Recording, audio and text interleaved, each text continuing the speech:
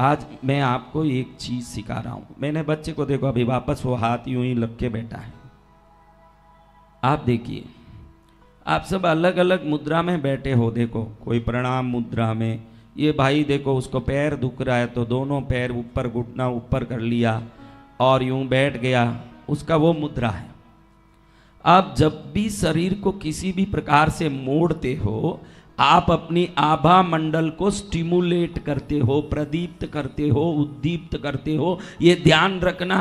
कई लोग आप देख सकते हो बिना कारण नहीं होगा, नाक में उंगली डाल के हिलाते रहेंगे। ऐसे लोगों को आपने देखा होगा। कई लोगों को आप देख सकते हो बिना कारण नख काटते दिखेंगे, ऐसे मुंह में यूं। सचिन तेंदुलकर देखोगे ना, ऐसे नख काटता दिखेगा, उसको पितृदोष है सचिन तेंदुलकर को। हाँ, आप ये ध्यान रखिएगा। आपकी कई चीजें, कई लोग देखो बैठे बैठे कुर्सी पर बैठे ही हैं। एक बताता हूं, देखो वह आनंद से आया ना, मेरा बच्चा सुबह बोला मैं आनंद से आया, उसको पैसा निकला 1 रुपया। कौन है वो बच्चा? हाथ उठा तू, उसको पूछो। मैं इधर से ही मेरे ज्ञान से बोल सकता हूं। वो जब भी खाली रहता है पैर हिलाते रहता है। पूछो उसको है कि नहीं, बोल हाँ या ना, जोर से बोल। खड़ा हो जा, हम किसी को दिख नहीं रहा। तेरा आवाज इतना पतला क्यों है?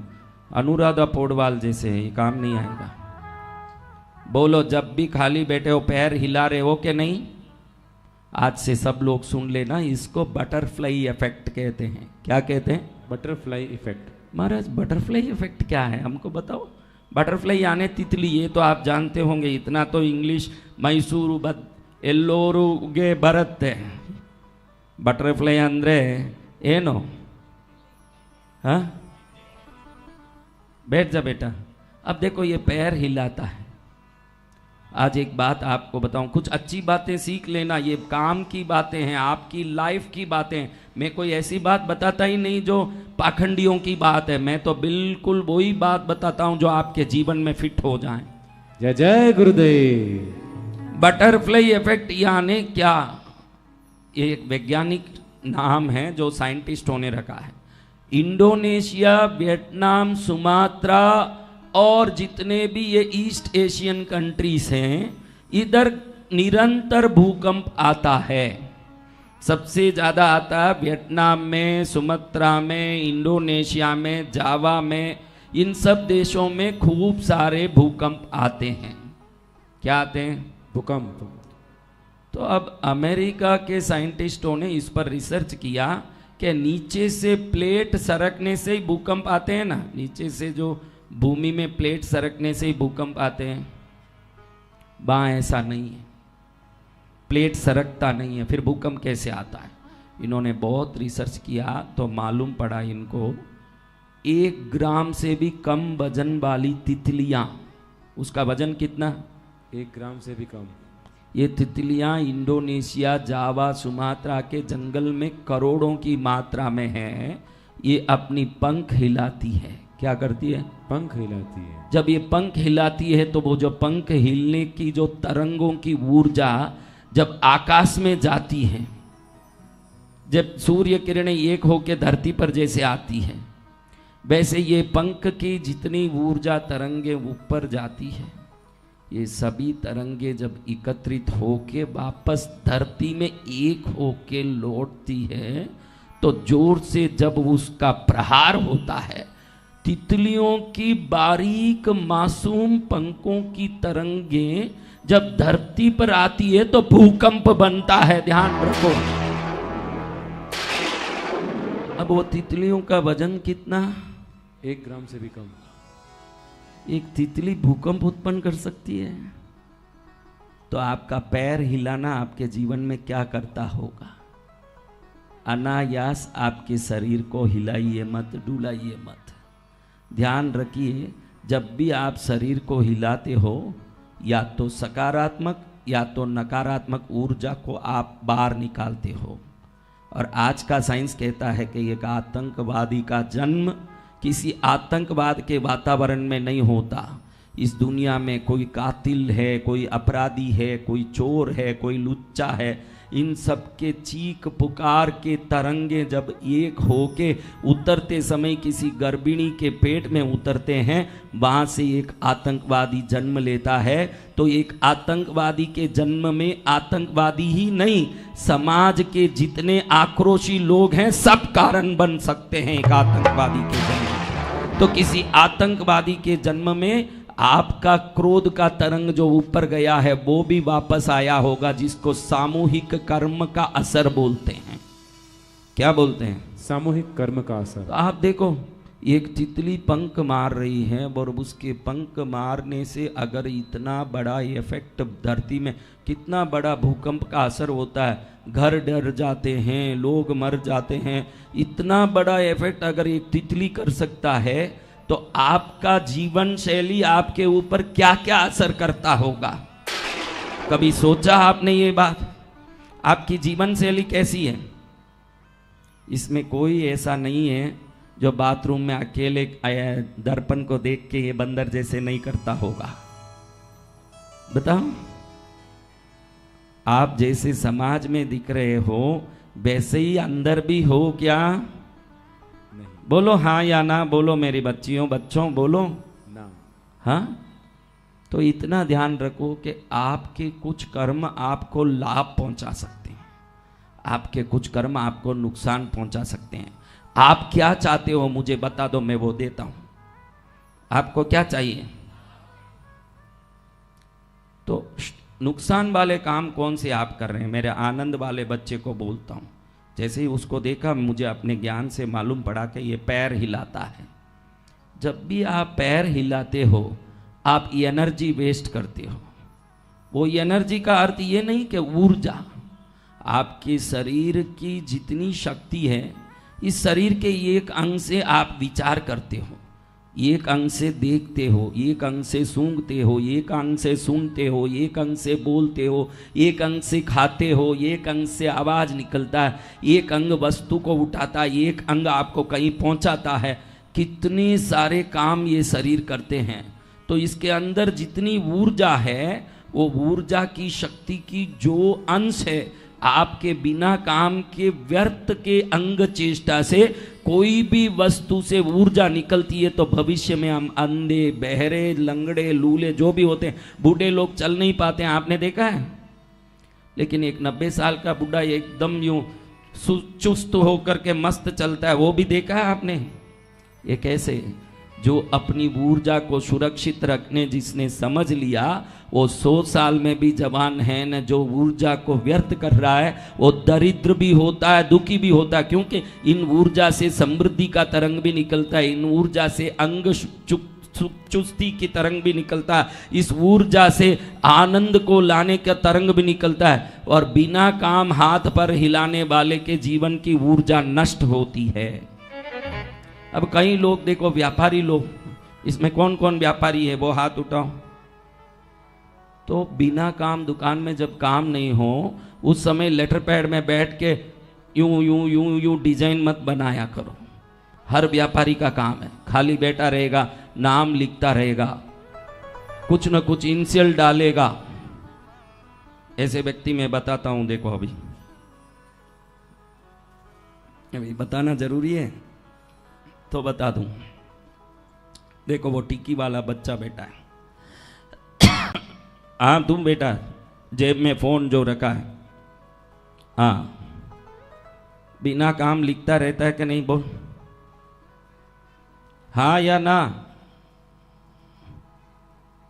मुंह खोलेगा नहीं, बैठ जा। हाँ, अब आप ध्यान रखो, हम बिना काम जो भी काम करते हैं उस काम के लिए प्रतिज्ञा लीजिए। फालतू आप अपना नाम लिखते हो किसी में, नाम भी असर करता है। आज एक बात बताऊं आपको, थोड़ा आश्चर्य भी लगेगा, थोड़ा शायद बोलने से शर्म भी आ सकता है, लेकिन आपको कुछ शिक्षा देना जरूरी है। आप शिक्षा लेना चाहते हो? जी भगवान। तो आपने मोहनलाल नाम किस किस ने सुना है? वो हाथ ऊंचा करो। मोहनलाल, क्योंकि जैन बच्चे मेरे बेटे हो तो मोहनलाल जैनों में बहुत होते हैं, मारवाड़ी बहुत होते हैं, मारवाड़ में बहुत मोहनलाल है। हाँ है कि नहीं? तू जाने बेटा? कौन कौन मोहनलाल को जानते हो? अच्छे से हाथ उठाओ। देखो अब मैं एक बात बताऊं, जब भी आप नाम लेते हो ना किसी का, तो वो नाम निरंतर एक एनर्जी क्रिएट करता है। वो नाम आपके जीवन में असर करता है। वो नाम की ऊर्जा ब्रह्मांड में कहीं कहीं जाके काम करता है। तो आप अच्छे से सोचो, जो मोहनलाल को जानते हो, आपका मोहनलाल शादीशुदा है, बूढ़ा है, तो आपका मोहनलाल कोई भी हो, बेटे से दुखी होगा। देख लो, आपका मोहनलाल या तो बेटे की शादी नहीं हुई, बेटे की सगाई नहीं हुई, इसलिए दुखी हो सकता है। बेटा लुच्चा है, लफंगा है, इसलिए दुखी हो सकता है। बेटा नुकसान कर रहा है, इसलिए दुखी हो सकता है। दुनिया का कोई भी मोहनलाल बेटे से दुखी होगा। देख लो, ये सच्चे है आपके लिए, मोहनलाल के लिए भी। वो सब हाथ उठाओ, उठाओ बराबर हाथ, हाथ उठाओ, नीचे मत करो। हाँ, खुदरे परिवार के बापी मोहनलाल हो तो मिच्छामि दुक्कडम। लेकिन ये होगा, ये होगा, बेटों से दुखी होगा मोहनलाल। गौतम कौन कौन जानते हो? गौतम, ये भी बहुत नाम है। इससे हंसी आएगी। आप में कोई गौतम हो तो मस्त होना भाई, मैं नहीं कहता, लेकिन कोई गौतम कौन है? उठाओ हाथ, कौन गौतम को जानते हो? आप होना जरूरी नहीं है। आप गौतम को जानते हो? शादीशुदा है? तो कोई भी गौतम दुनिया में हो, पत्नी की बात से ही चलेगा। आप देख लो गौतम। हाँ, ब्रह्मांड का कोई भी गौतम हो, है या नहीं? बोलो। मोहनलाल का बराबर लगा के नहीं तीर? जी भगवान। गौतम का लगा क्या तीर? जी भगवान। हाथ उठाओ, गौतम वाले तीर जिसकी लग गई है। बहने खुश हो रही। मैं भगवान को प्रार्थना करता हूं कि तुम्हारा पति का नाम गौतम हो जाए। खुश रहो। तुम घर जाके मत बोल देना कि तुम्हारा नाम कल से गौतम कर लो। गुरुजी ने कहा कि गौतम हमारे पीछे घूमेगा, कि तुम्हारा जो आया वही नाम है, बदलना नहीं है। अब कितने लोग अर्पित या सिद्धार्थ नाम जानते हैं? वो हाथ उठा करो। अर्पित हो या सिद्धार्थ, ये दो में एक नाम जानते हैं? वो हाथ ऊंचा करो। ये दोनों नाम जिसके रखे जाते हैं, उनके माँ बाप भले गीडे हों, ये नाम उनका कद ऊंचा करता है। देखो, ये अर्पित या सिद्धार्थ नाम वाला, हाँ है कि नहीं? देखो जी भगवान। तो आज तक आपने सोचा नहीं होगा कि इन जगहों में भी ऊर्जाएं संग्रहित होती है। नाम में होती है, रंग में होती है, दस्तखत में होती है। कैसे दस्तखत करते हैं? हाँ, कैसे करते हैं? हमारे प्रकाश जी जो हैं, जिनको कल हमने ठीक किया, ये कैसे दस्तखत करते हैं? ये इनिशियल और नाम अलग नहीं लिखते। इनिशियल को शुरू करके ऐसे पूरा ऐसा करके लकीर खींच देते हैं। ये है कि नहीं? देखो उनका नाम। हाँ बोलो, सही है कि नहीं? तो इससे क्या होगा? इससे फायदा होगा। क्या फायदा? आपने ये जो साइन किया अभी, उसके पहले आपका साइन बिल्कुल पुराना साइन जो है, एक एक अक्षर पहले अलग अलग लिखते थे जब आप छोटे थे या थोड़े युवा थे। बाद में ये बदला। आपका 2 धंधा हुआ है। पहले एक धंधा, उसमें आपने ट्रेनिंग लिया। आप अभी जो धंधा कर रहे हो उसमें फायदा, क्योंकि जैसे ही अक्षर बदला आपका जीवन बदल गया। है कि नहीं? देख लो आप। जय जय गुरुदेव। ये काम करता है दस्तखत। बैठ जाइए। अभी आप देखिए, अर्पित और सिद्धार्थ मैंने बोला जैसे है कि नहीं?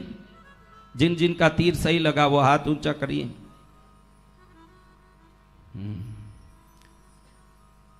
अभी कोई भी ललिता नाम की औरत को आप जानते हो? वो हाथ ऊंचा करो। बहुत जानती। आप में कोई है क्या?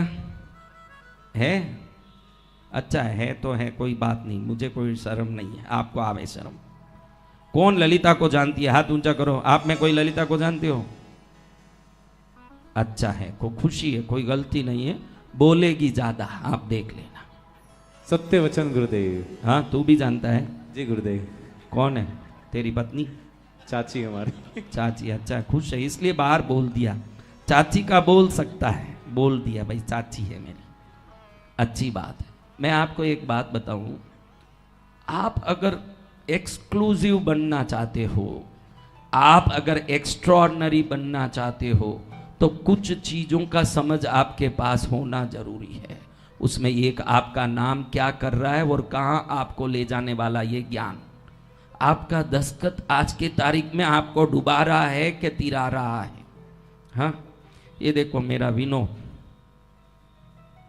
इसका नाम विनोद है, मैं ये अपने आप ध्यान से जाना, बाकी उसने मुझे नहीं कहा, मैंने जाना ही।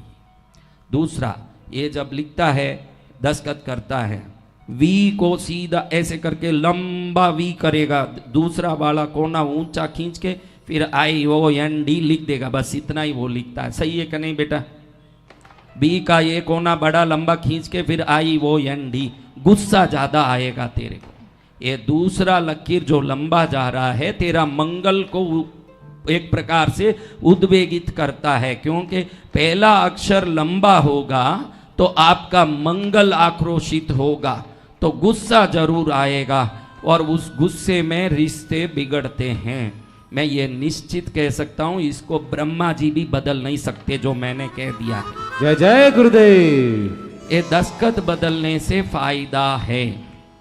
ये दस्तखत कैसे बदल सकता वो बाद में हम बात करेंगे, पहले तो हम आज समय पर सब निपटने की इच्छा में हैं, बैठिए, ये बात हम कर रहे हैं। ललिता का बात सही निकला, वो कितने लोग मानते, वो हाथ ऊंचा करिए।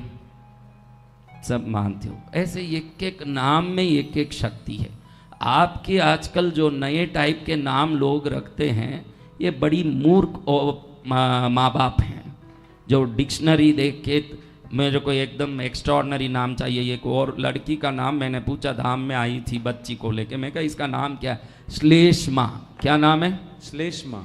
आपको पता है कि संस्कृत में श्लेष्म यानी नाक से निकलता है ना पानी, उसका नाम श्लेष्म है। अगर श्लेष्मा नाम रखोगे तो जरूर 25-30 साल के बाद कैंसर आएगा ही आएगा, इसे कोई नहीं रोक सकता ब्रह्मांड, उसको कैंसर आएगा। वो बिना कारण बाल अवस्था में कैंसर से मरेगी। कोमल नाम की लड़की कितने लोग जानती हो मेरी बच्चियों? हाँ बोलो अच्छे से हाथ उठा। देखो हाथ उठाने में शर्म मत करो। रामदेव बाबा यहाँ आएगा तो आपसे 5000 लेके हाथ पैर उठवाएगा। फोगट में एक्सरसाइज हो रहा है, मजा ले लो इसका। हाँ वो बोलेगा ऐसे करो, कपालभाति करो। अरे धार्मिक जगहों में बिन कुछ किए ही एक्सरसाइज हो जाता है, चवन्नी लगती नहीं है। कौन कोमल नाम जानते हैं? पीछे भी सब जानते हैं। बात बात में रोती है कि नहीं, देख लो, देख लो आप अच्छे से, भावुक होगी। हाँ आपकी कोमल है कि नहीं भावुक? बहनों हाथ उठाओ जिसकी कोमल ऐसी है। तो नाम रखो, सोच समझ के रखो। कितने नाम याद, देखो तरह तरह के नाम होंगे, निश्चित बता सकते हैं कि इनका धंधा वही होगा कि बदल जाएगा। कि वो नाम में एक ऊर्जा है। राम राम राम राम करो, शिव शिव शिव शिव करो, पद्मावती पद्मावती पद्मावती करो, उसी में शक्ति है, ऐसा नहीं है। मनुष्य के हर नाम में एक ऑरा फील्ड है, एक आभा मंडल है। वह आभा मंडल निश्चित कर देता है कि तेरा दुकान कितना बड़ा होगा, तेरा धंधा कितना होगा, तेरा काम कितना होगा।